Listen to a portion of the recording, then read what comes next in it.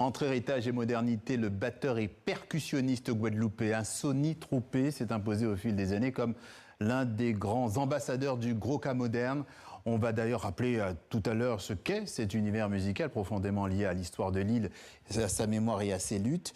Mais en attendant, il y a Évidence, qui est le nouvel album de Sonny Troupé Quartet Ad 4. Et en quelques notes, eh bien ça donne ça, regardez.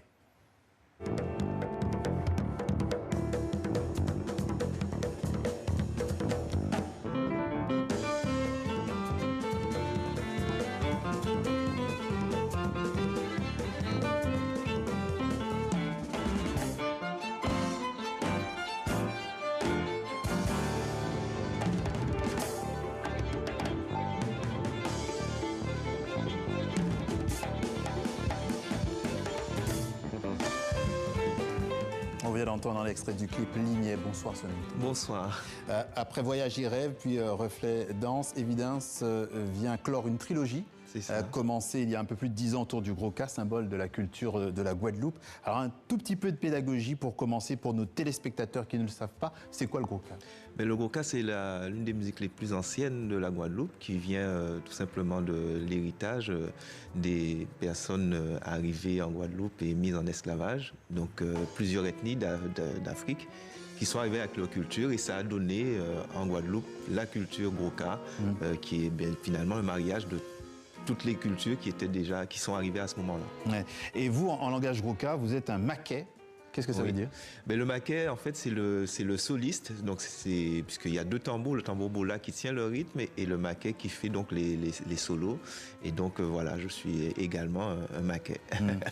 Vous êtes issu d'une famille guadeloupéenne très ancrée dans ses traditions musicales. On l'a compris. Votre père, Georges Troupé, était un grand saxophoniste très impliqué dans la protection de ce patrimoine. Et vous-même, vous avez étudié ces rythmes traditionnels. Alors avec votre expérience, quel lien vous faites entre ces rythmes-là et le continent africain? Quelle filiation? La filiation, elle est là, présente, naturelle. Ce sont des rythmes, voilà, quelque part qui ont été créés sur place, puisque c'est l'alliance de plein de culture africaine, mais ce qui est intéressant, c'est de voir les similitudes quand on retourne en Afrique, dans certains lieux. Vous en avez repéré? Voilà, où je repère ce qui est magnifique, ce sont les similitudes, mais aussi les différences, ou voir comment les choses ont pu se transformer au fil du temps. Ouais. On en vient à l'expérience Évidence, ce dernier album, les cordes frottées associées au Gros-Ca, on l'a vu, on l'a un petit peu entendu dans l'extrait. Vous avez déclaré que c'est une association paradoxale. Oui. En même temps, paradoxale, vous avez quand même voulu la tenter, donc elle était peut-être pas si paradoxale que ça pour vous. Voilà, elle peut paraître paradoxale parce que c'est une histoire de stéréotypes.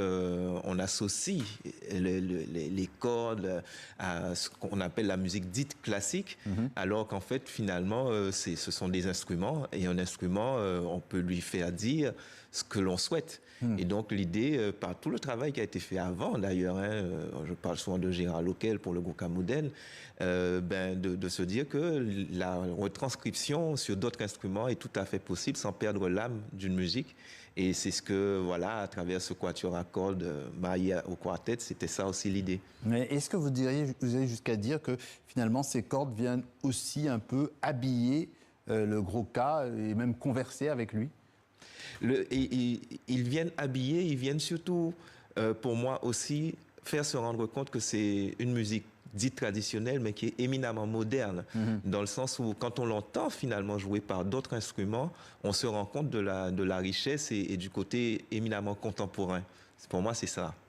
Sans mêler, un autre titre de ce dernier album. On y retourne et on vous retrouve après.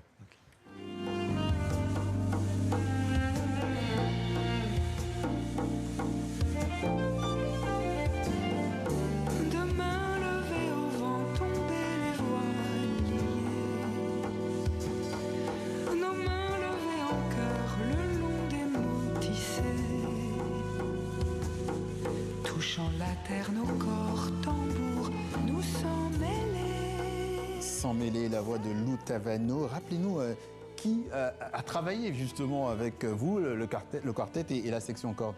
Alors, il y a eu déjà dans le quartet Andy Bérald qui est au tambourka, Mike Armogum qui est à la basse, et puis Jonathan Jurion qui est au piano. Et puis le quatuor à cordes, il est constitué de Guillaume Latil au violoncelle, de Verena Chen à l'alto, au violon 1, pardon, de Valentine Garilli et puis de Pauline Denise. Voilà. Okay. L'album en lui-même, c'est un 3e chapitre. Qu'est-ce qu'il raconte de plus par rapport aux 2 précédents?